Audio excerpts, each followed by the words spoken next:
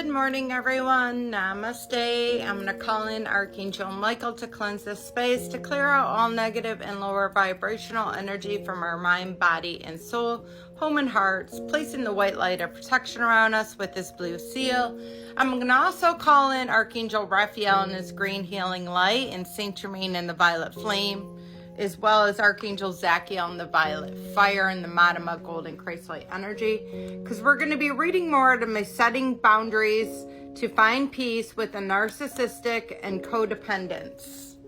And we're going to be understanding what NPD is all about.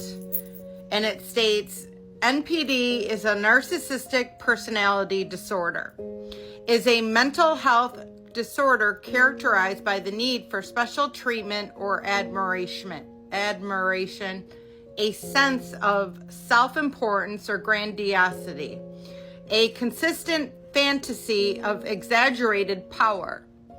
According to the 5th edition of the Diagnostic and Statistical Manual of Mental Disorder, the DSM-5, NPD is classified as a cluster B personality disorder.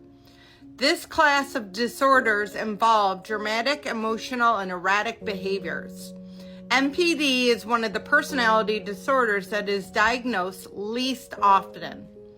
A lack of empathy is in addition to a need for special attention, and feelings of grandiosity are hallmark of NPD.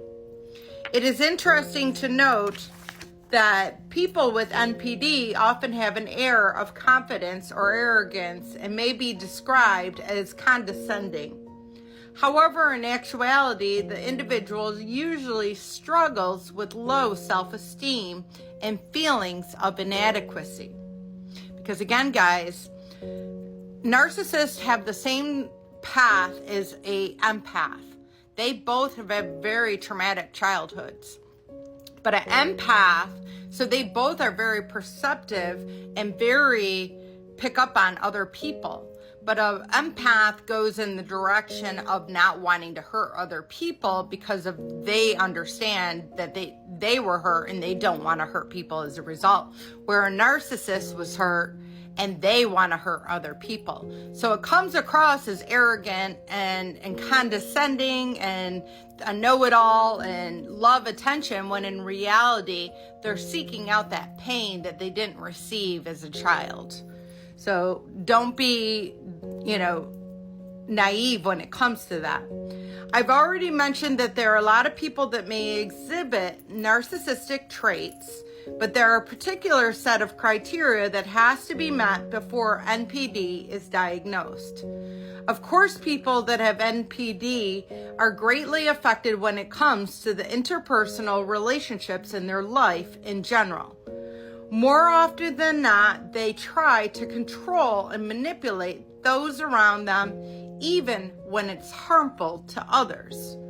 According to the American Psychiatric Association, NPD usually starts with the narcissist in early adulthood, just like I stated. APA 2013. It's more common in men than women, so we can definitively say that someone has NPD. That does not mean women don't have it. Trust me, they do. Dr. Zach Rothenthal, as cited in Biggers 2022, believes that NPD can be diagnosed when someone exhibits any of the 9 characteristics. So they have to have 5 of these out of the 9. A desire and a tendency to oppress others, a lack of empathy, an exaggerated sense of self-importance, an obsession with fantasies of fame and brilliance, a resentment of others, or a belief that other people are resentful of them.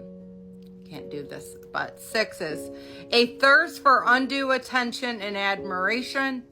7 is a belief that they are extraordinary or special and can be only understood by special people, and they should only associate with other special people, which is why there's a lot of spiritual people that might come across as narcissists, because most of them have trauma.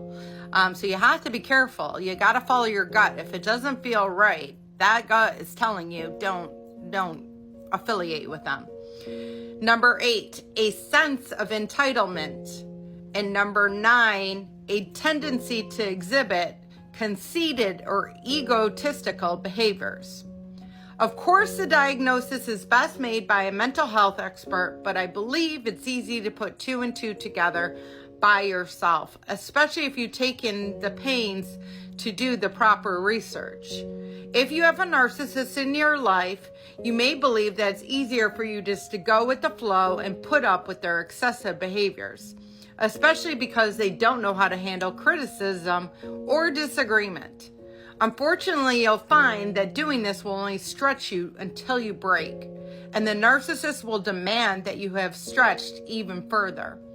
It is better to find out how to handle them once and for all without losing any more of yourself. So I'm going to leave it at that, and I love you all. I hope that helps, and namaste.